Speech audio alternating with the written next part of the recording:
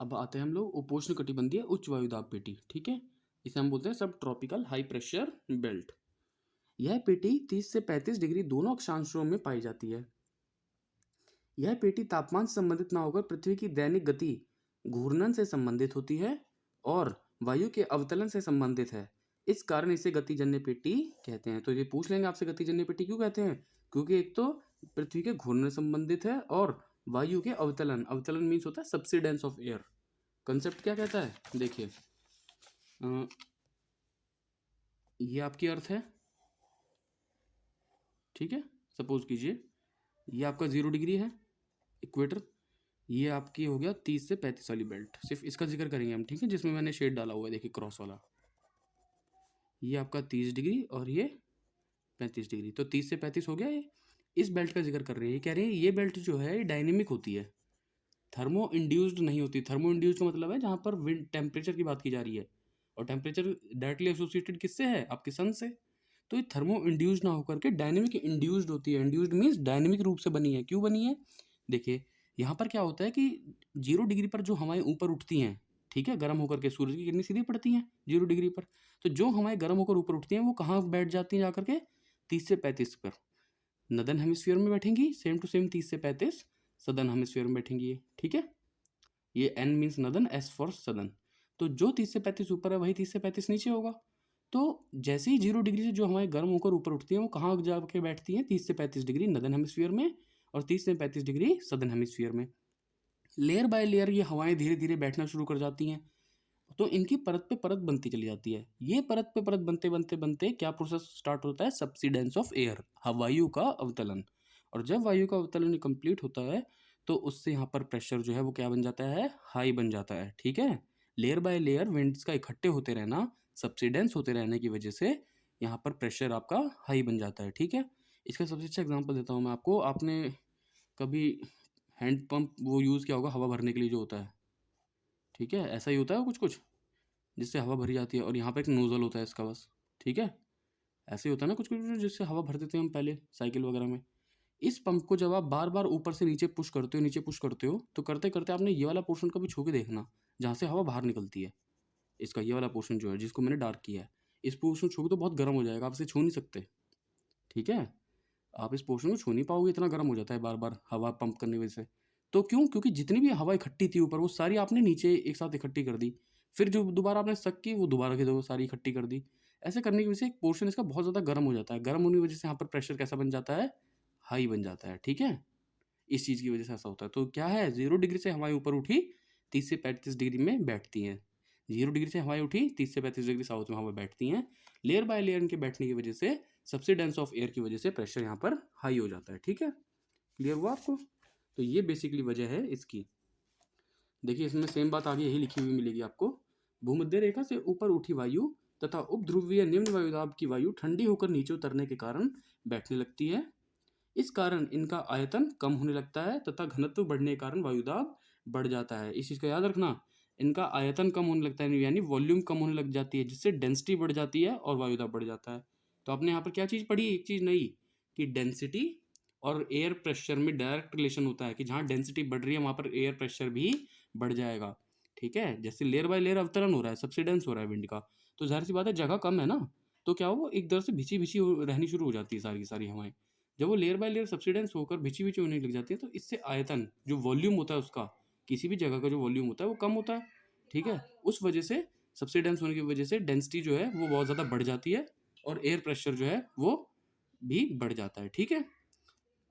तो इस वाले पॉइंट को आप याद रखना कि आयतन कम होने के कारण घनत्व बढ़ गया, और घनत्व बढ़ने की वजह से वायुदाब बढ़ गया, प्लस हवा का अवतलन हुआ, ठीक है।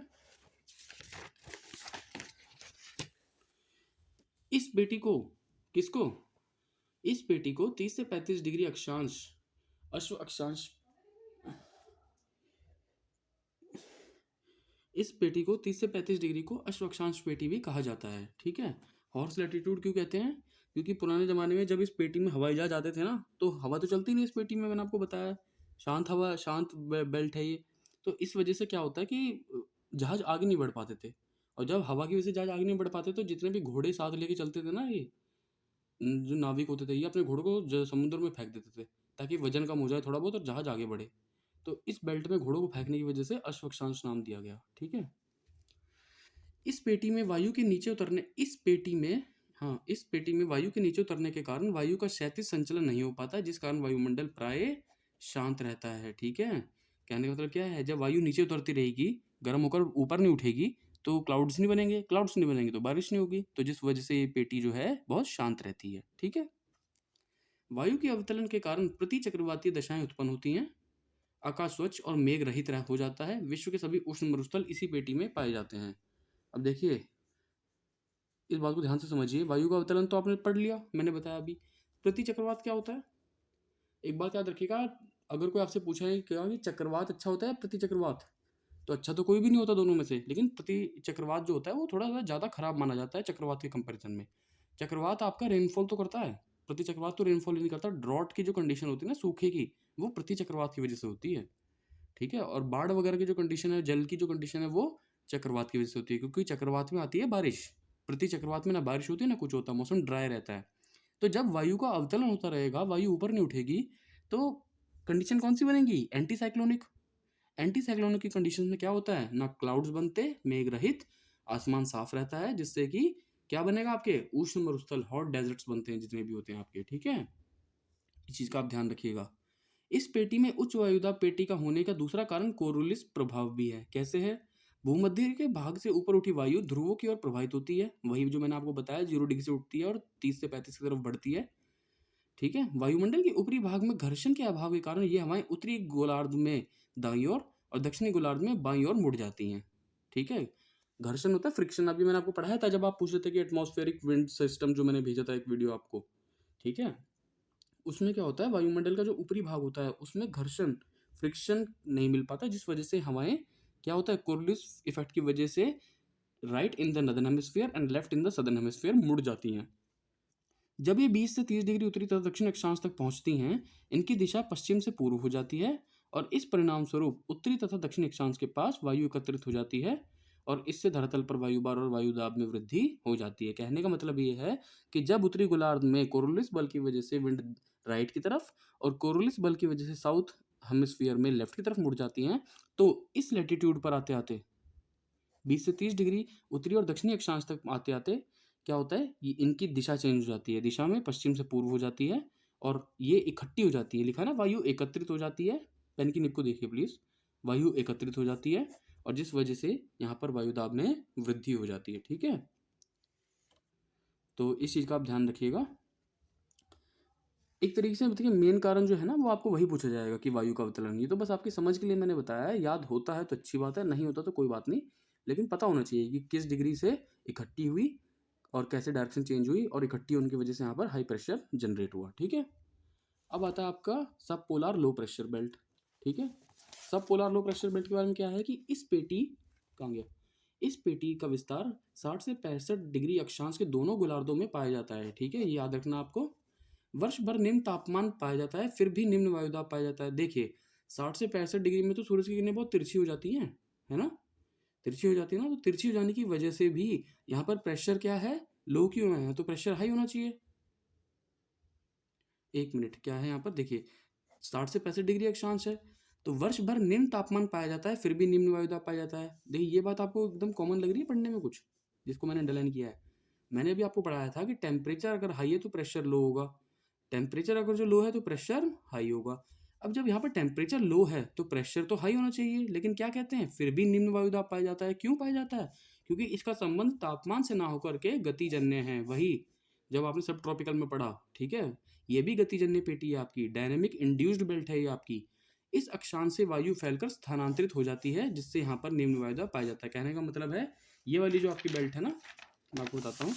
जैसे आपका ये अर्थ हम थी, ठीक है, इस वाली फिगर में समझिए, हम 60 से 65 की बात कर रहे हैं। ये जो मैंने अभी शेड डाला है नया, ठीक है, 60 से 65 डिग्री इसकी बात कर रहे हैं। यहाँ पर अर्थ के रोटेशन की वजह से, means earth is rotating continuously, उसकी वजह से जो भी विंड यहाँ पर होती है 60-65 में, ठीक है, 60-65 में जो भी विंड होती है वो फैलकर चारों दिशाओं में, इस तरफ भी स्थानांतरित हो जाती है। स्थानांतरित होने की वजह से जब हवाएं इकट्ठी नहीं होंगी, सब्सिडेंस नहीं होगा विंड्स का, तो हाई प्रेशर बनेगा ही नहीं, है ना। एक घूमती हुई तेजी से घूमता हुआ बॉल है, उसके ऊपर पानी की बूंद नहीं टिक सकती। आप एक मग्घा पानी डालेंगे, वो बहुत जल्दी फैलकर इधर उधर गिर जाएगा, ठीक है। लेकिन कोई स्टेबल बॉल है आपके पास, ठीक है, या स्टेबल कुछ भी चीज़ है, आप उस पर पानी डालेंगे तो कुछ ना कुछ तो पानी रुकेगा ना उस पर। तो यही कंडीशन अर्थ की होती है कि 60 से 65 डिग्री में अर्थ के रोटेशन स्पीड की वजह से जो भी विंड यहाँ पर इकट्ठी होती हैं, जो भी विंड यहाँ इकट्ठी होती हैं, वो फैलकर स्थानांतरित हो जाती हैं चारों दिशाओं में, जिस वजह से यहाँ पर वायुदाब जो है वो निम्न होता है, ठीक है। टेम्परेचर से कोई लेना देना नहीं है इसका, कभी कंफ्यूज मत हो जाना कि टेम्परेचर लो है तो प्रेशर इस वजह से हाई होना चाहिए। लो टेम्परेचर की वजह से भी यहाँ पर लो प्रेशर है, लो टेम्परेचर होने की वजह से भी लो प्रेशर है, लेकिन क्यों? टेम्परेचर की वजह से ना होकर के वायु फैलकर स्थानांतरित हो जाती है, ठीक है। इस पेटी में उपोष्ण उच्च वायुदाब तथा ध्रुवीय उच्च वायुदाब से आने वाली पवनें आपस में टकराती हैं और ऊपर उठा दी जाती हैं। इन दो विपरीत स्वभाव वाली वायु राशियों के तापमान में भिन्नता होती है, जिससे शीतोष्ण चक्रवात बनते हैं। Now the fronts are formed.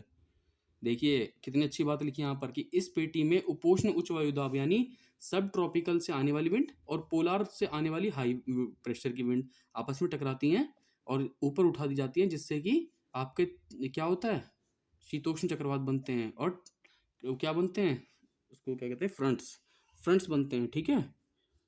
नहीं समझ में आया आपको, मैं समझाता हूँ इसको, रुकिए।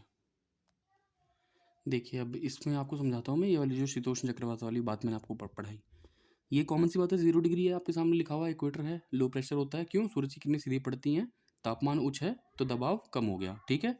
30 से 35 वाली बेल्ट पर आइए। ये आपने क्या पढ़ा है कि सूरज से कोई लेना देना नहीं है, हवायु का अवतलन होता है, जिस वजह से यहाँ पर क्या प्रेशर मिलता है आपको, हाई प्रेशर मिलता है, ठीक है। अब ऊपर वाली बेल्ट पर आइए। 60-65 क्या है? सब पोलार बेल्ट है, ये तो सब ट्रॉपिकल थी, ये सब पोलार बेल्ट होती है 60-65। इसमें लो प्रेशर क्यों मिलता है जबकि सूरज की किरणें तो नहीं मिल रही? तो हाई प्रेशर होना चाहिए, है ना, क्योंकि टेम्परेचर बहुत कम है। सूरज की किरणें 60 से 65 डिग्री पर तिरछी हो जाती हैं, तो टेम्परेचर कम है, लेकिन फिर भी लो प्रेशर क्यों है यहाँ पर, जबकि हाई होना चाहिए। टेम्परेचर और प्रेशर में तो उल्टा रिलेशन होता है।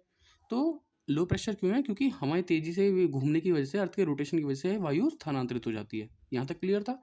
हमने क्या पढ़ा है, इस पेटी में उपोष्ण उच्च वायुदाब व ध्रुवीय उच्च वायुदाब, उपोष्ण उच्च वायुदाब व ध्रुवीय उच्च वायुदाब से आने वाली पवनें आपस में टकराती हैं। उपोष्ण उच्च वायुदाब कौन सा हुआ आपका? ये जो नीचे वाला है 30 से 35, ठीक है। यहां से हवाएं कहाँ चलेंगी? हाई प्रेशर से लो प्रेशर चलती है ना हवाएं, तो 30 से 35 जो हाई प्रेशर है, वो लो प्रेशर कहाँ है? ऊपर की तरफ, तो ऐसे चलेंगी। देखिए जो एरो जैसे बना रहा हूं मैं, ठीक है, हाई से लो। अब लो प्रेशर तो ये है ऊपर, इस लो प्रेशर के जस्ट ऊपर हाई प्रेशर कौन सा है? ये पोलर बेल्ट जो है, पोलर वाली जो बेल्ट है जो मैंने डार्क की हुई है। अब यहाँ से भी हाई से लो चलेगी विंड, कैसे? ऐसे, ठीक है। तो देखिए ये एरो आपस में टकरा रहे हैं एक दूसरे से, ये एरो आपस में टकरा रहे हैं एक दूसरे से। कहाँ टकरा रहे हैं? इस बेल्ट पे टकरा रहे हैं, जिस बेल्ट को देखो मैंने और डार्क कर दिया, इस बेल्ट को टकरा रहे हैं। तो इस बेल्ट पे टकराने की वजह से क्या होता है? हाई से लो विंड चली, पेन की टिप को देखिए, पोलर हाई प्रेशर से लो प्रेशर की तरफ चली, सब ट्रॉपिकल हाई प्रेशर से लो प्रेशर की तरफ चली।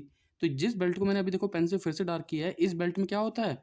फ्रंट्स बनते हैं। फ्रंट्स कैसे बनते हैं कि एक तो हाई प्रेशर से आई हवा और नीचे लो प्रेशर पे मिली, और नीचे वाली जो बेल्ट है ये सब पोलर वाली ये सब ट्रॉपिकल वाली, इससे ऊपर की तरफ गई, हाई से लो प्रेशर तब यहाँ मिली, ठीक है। तो दो विपरीत स्वभाव वाली वायु राशि हो गई। हाई प्रेशर से आने वाली वायु कैसी होगी? ठंडी, और लो प्रेशर से आने वाली वायु कैसी होगी? गर्म। तो जब ये गर्म और ठंडी आपस में मिलती हैं तो आपने क्या पढ़ा है? फ्रंट्स बनते हैं। फ्रंट्स बनते हैं तो कौन से साइक्लोन्स बनते हैं? टेम्परेट साइक्लोन्स बनते हैं। समझ में आया कि 60 से 65 डिग्री वाली जो बेल्ट है, इसमें टेम्परेट साइक्लोन्स कैसे बनते हैं, ठीक है। क्योंकि हाई प्रेशर जो नीचे वाली बेल्ट है, उससे हवाएं लो की तरफ, ऊपर की तरफ जा रही है, और जो पोलर में हाई प्रेशर बेल्ट है, उससे हवाएं नीचे की तरफ आ रही हैं, लो प्रेशर की तरफ। तो वो दोनों कहाँ मिलती हैं? 60 से 65 पर। इसलिए आपका कौन सा साइक्लोन बनता है? टेम्परेट साइक्लोन बनता है, ठीक है। सदर्न हेमिस्फीयर में यह बेल्ट सतत रूप से है। कौन सी बेल्ट? 60 से 65 वाली। क्योंकि सदर्न हेमिस्फीयर में क्या है? लैंड पार्ट बहुत कम है, ओशन ज़्यादा है, इसीलिए ये बेल्ट सतत रूप से है। पोलर हाई प्रेशर बेल्ट का कोई कॉन्सेप्ट ऐसा नहीं है, सिर्फ सिंपल है कि यहाँ पर सूरज की किरणें बिल्कुल नहीं जाती, जिस वजह से बर्फ से ढकी रहती है, और बर्फ से ढकी रहती है मीन्स टेम्परेचर बहुत कम है, तो प्रेशर बहुत ज़्यादा हाई होगा यहाँ पर। बस इसमें और कुछ भी इंपॉर्टेंट नहीं है, यही था खाली। ये आपकी प्रेशर बेल्ट खत्म हुई, ठीक है। मैं फिर आपसे कह रहा हूँ, थोड़ा ध्यान रखिएगा कि कोई टेम्परेचर से इंड्यूस्ड कौन सी हैं और डायनेमिकली इंड्यूस्ड कौन सी हैं, ये आपका कंप्लीट होता है, ठीक है। बस अब आपको ये पढ़ना है अच्छे से, और आपका प्रेशर बेल्ट का जो कॉन्सेप्ट था ये कंप्लीट हुआ।